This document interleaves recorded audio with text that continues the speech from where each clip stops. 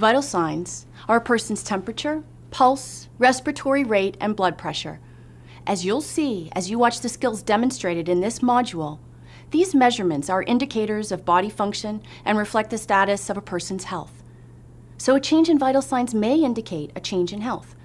Assessing vital signs is an integral part of nursing, and doing it right is important to make sure you have the accurate data for the patient's plan of care.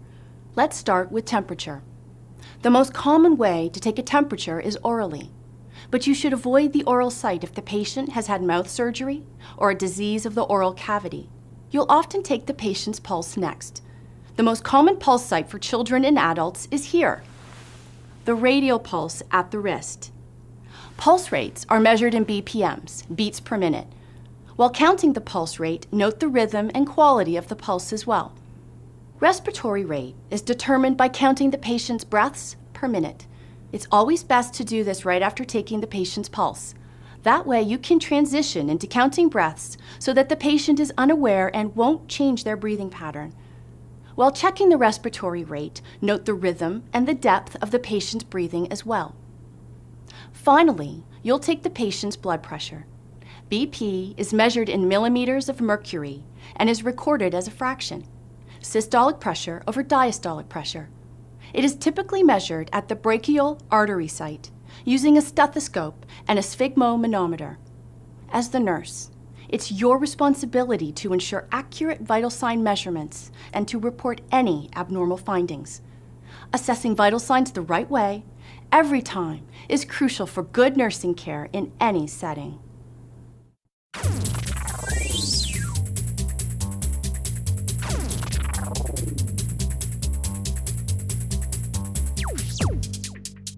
Okay, and what's next? I'm going to be getting the vital signs on my patient as part of my assessment. Do you have everything you need? Yes, I think so. Digital thermometer, blood pressure cuff. Is it the right size for your patient? Yes, and of course, a stethoscope. Okay, just a couple of things before we see your patient. Remember, when you're taking an oral temperature, you need to assess whether or not your patient can follow directions. If not, they could get hurt, right? Like if the patient bites down on the thermometer. So if they can't, then I take their temp another way. Right. An oral measurement is also contraindicated in patients with diseases of the oral cavity. And for those who've had surgery of the nose or mouth. Right. What's next? Pulse assessment, then respiratory rate. And I shouldn't let the patient know I'm counting respirations because it might change the way they're breathing. Very good. Any questions on blood pressure? Not really. Make sure the patient is rested for at least 5 minutes before and hasn't had any caffeine or nicotine in the last half hour. It sometimes takes me a bit to find the brachial artery, but I get it. And what do you assess for? I don't want to use the arm with an intravenous infusion or a cast. Or the side where there's been breast or axilla surgery. You should also not use the extremity with an arteriovenous shunt or an injured or diseased limb. Oh, now I remember that. We talked about it in class. Very good, Rose. Sounds like you have every reason to be confident taking these vital signs. Ready? Let's do it. Okay. Hi, Mrs. Hodge. I'm Rose. I'm a student nurse, and I'm going to take care of you today. This is Miss Varga. She's my nursing instructor. How are you doing today? Fine. I'm here to measure your vital signs, if that's okay with you. Yes, of course. Can I have a look at your wristband? Sure. Thank you. And your full name? Irene Hodge. And your birthday? December 6th, 1934. Great, thanks. Can you hold a thermometer under your tongue? I would hope so. Anything to eat or drink in the last half hour? No. Gum? Smoking? Heavens, no. Very good, Rose. You remembered to ask about these things that can directly impact the vital signs. Remember, if Mrs. Hodge would have answered yes to any of these questions, you'd wait 30 minutes before taking her temperature.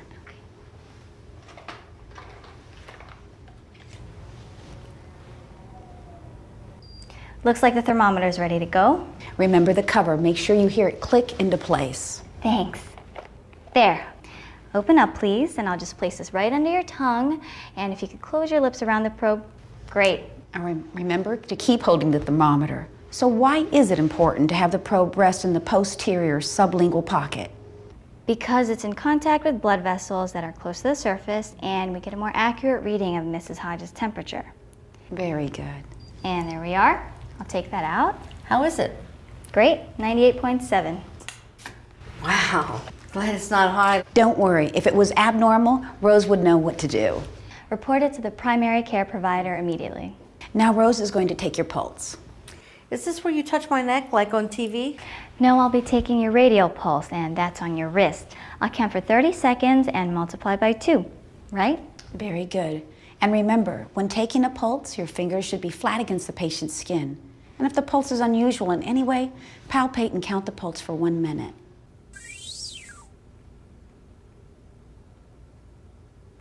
Great, thank you. Pulse rate, amplitude, rhythm, everything's great. I also checked her respiratory rate by counting the number of respirations for 30 seconds and multiplying that number by 2 to calculate her respiratory rate per minute. Wow, you are tricky.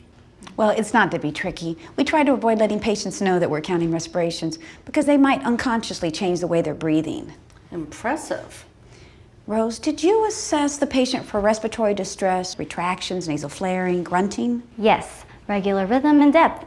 And if the respirations are unusual in any way, then I would count the respirations for at least a full minute. All right, excellent. Okay, now we'll take your blood pressure. Okay, I just want you to get comfortable and put your arm like so. Good. How's that feel? Fine. Okay, I'm putting her arm on the pillow to make sure her forearm is supported at the level of her heart. Your back's supported. Good. Are your legs crossed? At the ankles they are. I always do that, but I can uncross them. Thank you. Now I'm going to slide up your sleeve so I can wrap this cuff around your arm. You'll want to palpate the location of the brachial artery. Right.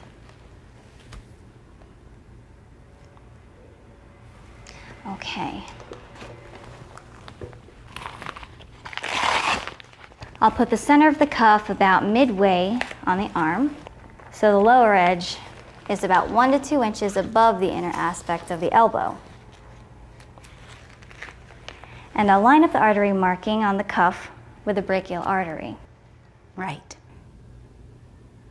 Okay, and let's see. The needle is within the 0 mark. Good. Now, I'm going to estimate your systolic pressure, which will help make sure I get an accurate reading. That's good. Estimating the systolic pressure prevents inaccurate readings if there's a pause in the auscultated sounds. Okay, now I'm going to inflate the cuff. It's going to feel a little tight. That's okay. I had 3 children. I can certainly handle this. Note the point on the gauge where the pulse disappears. Got it. The pulse disappeared at 110, so I add 30 to it, which means I'll inflate the cuff to 140 when I take her blood pressure after waiting a minute or so, right? Right. Now remember, you'll place the stethoscope firmly, but with as little pressure as you can. And don't touch the clothes or the cuff. Right. And note the point on the gauge when you hear the first faint, clear sound that slowly increases in intensity, and the point in which the sound completely disappears. That'll be the systolic and diastolic pressures, right? Right. Okay.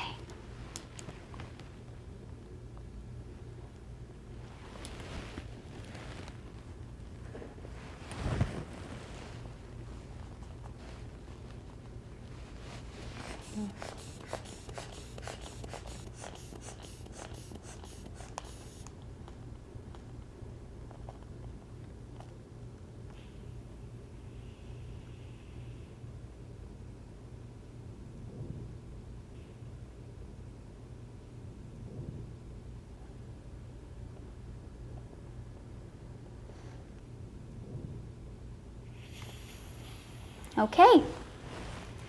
All done, Mrs. Hodge. Your blood pressure is 112/64. Great. Now, if you're suspicious of a reading, wait at least 1 minute before you try it again. Remember, if you want to recheck the pressure reading, do not reinflate the cuff once the air is being released. Wait 1 minute and repeat the measurement. That was easy. Can we do anything for you before we leave? No, I think I'm all right. Okay. We'll be back shortly to check on you. I'll take that. Thank you. Thank you.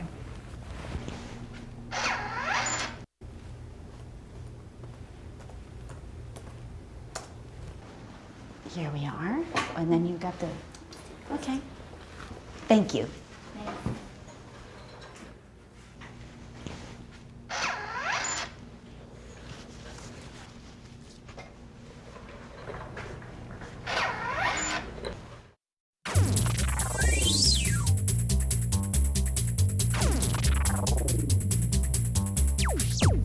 Now, before we finish up for the day, are there any questions or anything you'd like to review related to vital signs? I had a question. Okay, what's that, Melissa? Well, when I was taking my patient's blood pressure, I had a really tough time hearing anything. I don't know if Okay, anybody see, that happens sometimes. Now, if you find this is a problem, you could try, well, try making sure the room is quiet. And check your equipment and connections. Check your stethoscope for the correct positioning of the head if it's a dual head, so the sound is being conducted through the bell or diaphragm. Well, depending on the site you're using, of course. Let's see. Yeah, recheck the location of the brachial artery and make sure you have the head of the stethoscope directly over the pulse site. Now apply a little firmer pressure to the stethoscope just to be sure that there's a good seal between the stethoscope and the skin.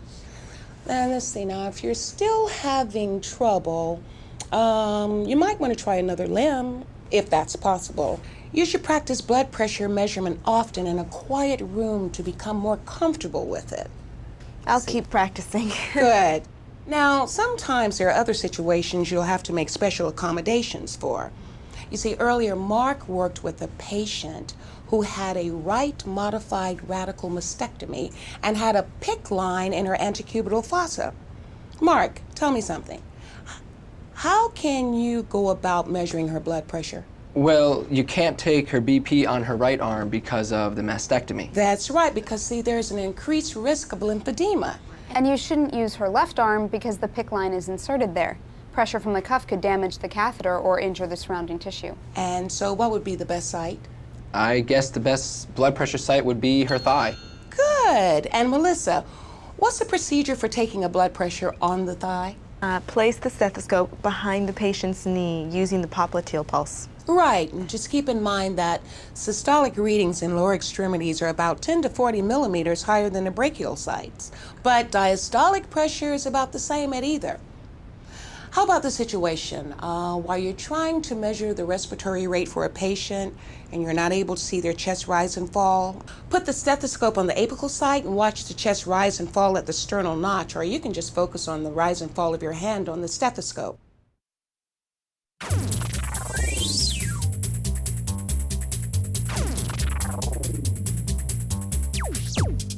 All right, Rose, what's going on with your patient? Well, my patient has been having problems with his blood pressure. He has a history of hypertension and his blood pressure readings have been pretty high. He's received a new medication to try to treat it. We need to set up the electronic blood pressure device to measure his blood pressure frequently for the next hour or so. And you have the unit? Yep, right here. What can you tell me about measuring blood pressure this way? This unit determines blood pressure by analyzing the sounds of blood flow, and it does it automatically. And is there anything to watch out for? A few things. Irregular heart rates, excessive patient movement, and environmental noise could interfere with the readings. Good, you know what to watch out for. Any questions, concerns? No, I'm ready. Okay then, lead the way. Mr. Marlin, hi, remember me? I'm Rose, and this is Miss Varga, my nursing instructor. I'm gonna be taking your blood pressure, okay? Sure. You think it's any different than when you took it earlier? Well, you received that new medication for your blood pressure, right? Yeah. It's been kind of high lately. So we'd like to monitor how well the new medicine is working. That means several blood pressure readings pretty close together. I'm gonna set this machine up to record your blood pressure automatically for the next hour or so. What will they think of next? Is that okay? Sure. Can I double check your ID band, please? And your full name is? Mark L. Marlin. Great. And your birthday? 5/12/1938. Thanks, Mr. Marlin. Have you been taking it easy for the last 5 minutes or so? More like 5 hours. Just me, the bed, and ESPN. Oh, well, for what we're doing, that's good. I'm going to be putting this blood pressure cuff on you. It will inflate each time to measure your blood pressure, but in between, it'll be deflated without any pressure on your arm. Doesn't look too different from the other one. Except this one's electronic. We put the cuff on the same way as the auscultatory method, you know, the other kind. Except this one has a little microphone or pressure sensor that'll position directly over the artery. High tech, huh? Any injuries lately on this arm? Medical procedures on this side, anything? Nope. Okay, let's use this arm. Now try to get comfortable. You don't have to bring in my recliner. Well, do the best you can. Arm like this, okay? I'm gonna roll up your sleeve and I'll put on the cuff. Okay. Now, Rose, can you describe what you're doing? Well, first I'll palpate for the brachial artery. Okay. And I'll center the bladder of the cuff over the artery, lining up the mark on the cuff with the artery in the limb.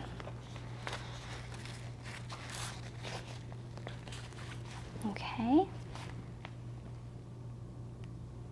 There we go. Okay, just remember when using an automatic blood pressure device for serial readings, check the cuffed limb frequently.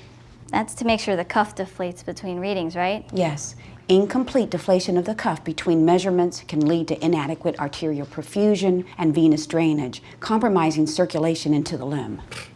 Well, I hate when that happens. I always double check. And does the machine have different settings for infants, children, and adults? Okay, yep, I've got it on adult settings every 15 minutes. And of course, you'll want to instruct the patient to hold his limb still. Hand down, Mr. Marlin. I'm sorry. Guess I got itchy. That's okay. Now I'm going to turn it on. I'll feel a little tight.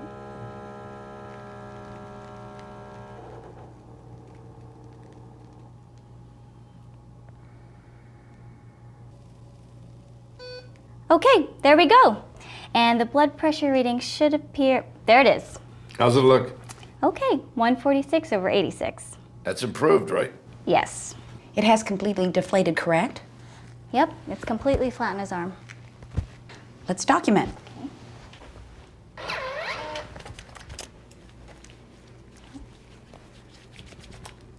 You identified the arm used? I did, and if we used a site other than the brachial artery, I would have noted that too. Okay, that's it for this measurement. I'll be back to record the remaining measurements and check up on you. Do you have your call bell? Yep, it's right here. Can I get you anything else before we leave? Some ice water would hit the spot. No problem. I'll be right back. Thank you, Mr. Marlin. No problem. Nice to meet you.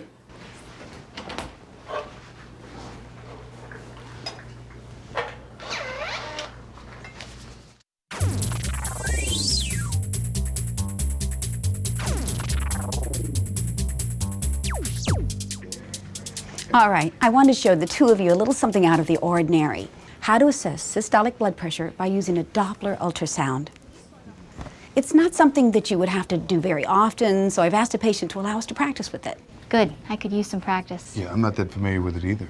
Well, since an ultrasound amplifies sound, you can use it to measure blood pressure, and it can be especially useful if the sounds are indistinct or inaudible with a regular stethoscope. This can be the result of muscular atrophy, low pressures, or vascular insufficiency, for example. So it's sort of like a super stethoscope. But how accurate is it? This method only provides an estimate of systolic blood pressure, but still, it's good for those specific situations. I'm ready. Yeah, let's get started. All right. Hi, Mr. Betts. Remember me? I'm Maria Varga, the nursing instructor. Thanks again for helping us out. These are my students, Rose and Steve, and they're going to be practicing taking your blood pressure. Is that okay? Sure. This earns me bonus points, right? Oh, yes. Can I double check your ID band? Here you go. Okay, your full name? Robert William Betts. Right. And your birth date? February 2nd, 1978. Groundhog Day. Do I get bonus points for that too? Yes, and they are racking up. So what we're going to be doing is taking your blood pressure and using an ultrasound. The same thing they used when my wife was pregnant. Exactly. We'll get you in position, put some gel on your arm, and listen to the blood flowing through your arm. Any questions? Yeah. Will that thing be able to tell if my arm's a boy or a girl? Well, now that just lost you some points. Steve, why don't you assess the appropriate limb? Mr. Betts, have you had any injuries to this arm recently? No. Okay, any surgeries or medical procedures? No, my arms are pretty much a matching pair. That's good. Okay, well, why don't we get you comfortable? And place your arm like so. I'm gonna roll your sleeve up. And now, Steve, would you place the cuff on Mr. Betts? Sure.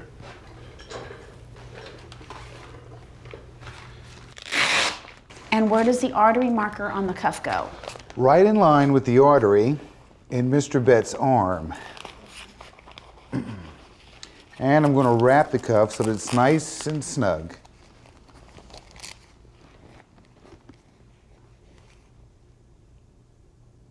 How's that feel, Mr. Betts? Nice and snug. Good. So I'm going to raise your sleeve just a little bit more. And there we go. All right. Make sure the needle on the gauge is within the 0 mark. Got it. Okay. And Steve, would you put some conducting gel over the artery? And this might be a little cold. That's okay. Just more bonus points for me. And try using the Doppler first. Use it in your non-dominant hand. Okay, that'd be my right. All right. And place the Doppler tip in the gel. Move the Doppler tip around until you hear the pulse. Oh, sorry. You can adjust that volume. I get extra points for that. Rose, why don't you try it? Okay, sure. Move the Doppler around until you hear the pulse. Okay, there it is. Okay. Now I want you to inflate the cuff while you're continuing to use the Doppler on the artery. You want to note the point on the gauge where the pulse disappears. And Rose, as usual, open the valve on the manometer and allow the air to escape quickly. What if you're not sure that we're getting an accurate reading? Well, wait at least 1 minute between the readings to allow normal circulation to return to the limb, and deflate the cuff completely between attempts to check the blood pressure. Okay. Okay, now remove the Doppler tip and turn the Doppler off. Okay. Wipe off the excess gel on the patient's skin with a tissue. Okay. And then remove the cuff. And then you can clean the Doppler. There you go. Well, that was quick and easy. How do I look? Your systolic pressure is 120, which is fine. We only get one of the measurements with this method. I see. Thanks. As Rose said, this method only provides a systolic pressure reading, but it would at least give us some information about the patient's situation. If it were actually measuring the patient's pressure this way, we would need to identify the arm used and the site of the assessment if it was done other than on the brachial. And I'd let the appropriate person know if there were any abnormal findings. Good. Well done. So that's it, Mr. Betts. No problem. You'll get my bonus point, Bill. I'll take this one. Can we do anything else for you before we leave, Mr. Betts? No, I'm fine. Thank you, though. Thank you. Thank you again.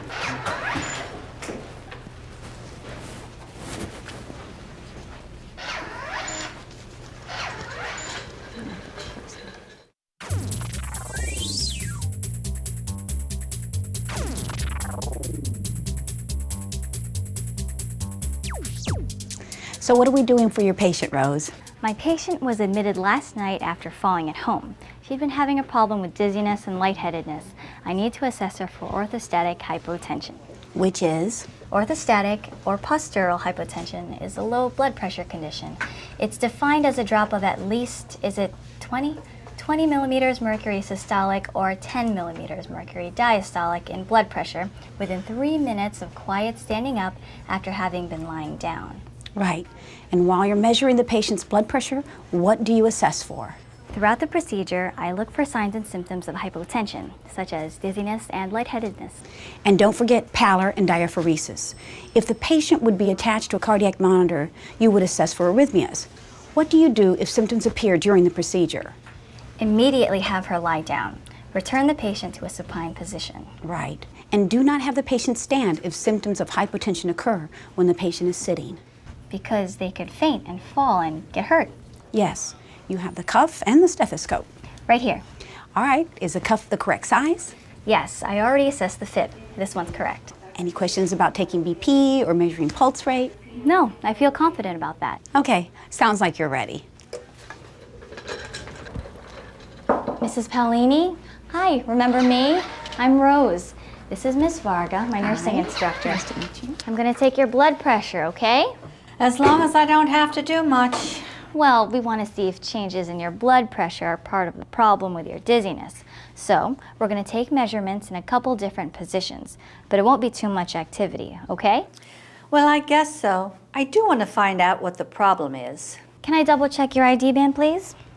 Okay. And your full name is? Mrs. Rose Marie Paolini. And your birthday? You know how to hit a girl when she's down. May 30th, 1931. Thank you, Mrs. Paolini. Now, as I said, we need to check your blood pressure in several positions. So, I'm just going to lower the head of your bed.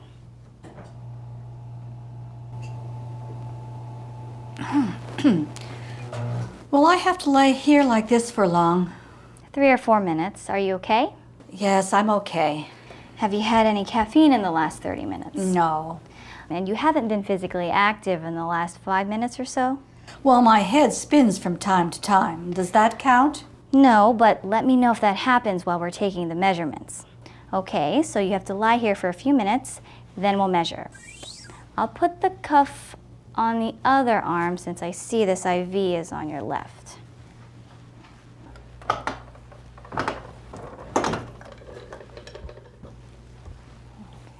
Can I get the pillow, please? Thank you. Okay. Now we need to take your blood pressure and pulse.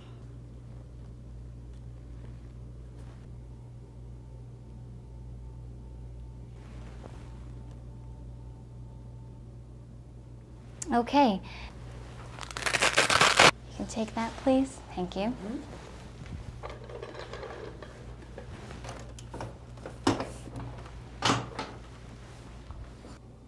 Okay, now we're going to sit up and take your blood pressure and pulse again. As long as you promise to catch me. Okay, would you like your head up a little? Oh, please. Sure. Good. Oh, easy does it. Let's put this rail down. Great. All right, how do you feel? Not too bad. Okay, try to get comfortable now. Okay, put your arm over like this, and I'll put your arm on a pillow to make sure your forearm is supported. That way it's at level with her heart. How's that feel? Fine, I guess. Okay, how do you still, any dizziness, lightheadedness? No, I'm okay so far. Okay, so we wait a few minutes. Do you still feel okay? So far, so good. All right. Now I'm going to check your blood pressure and your pulse again. At this rate, I'm going to be a real pro at this stuff. You sure are. Okay, thank you. Now we're going to try it again, standing up this time. We'll see. Do you feel up to standing? I guess so. Well, if you're not sure. No, I'll try it. Okay. Okay. How do you feel? Not too bad. You can do what you have to do. All right, well, we need to wait another 2 or 3 minutes. Are you feeling okay? Are you feeling dizzy or lightheaded? No, I'm okay. Okay. Are you still okay? Are you all right? Yes, I'm okay. All right, double check the cuff, Rose. Okay. Okay, looks good. It's going to get a little tight, and I'm going to take your blood pressure and pulse again. Great. Are you okay? Let's get you back into bed. Good. All right, let's get this cuff off. Okay. And I'll take the pillows and we'll put them back where they were. There we are. Good. All right. Great. There we are.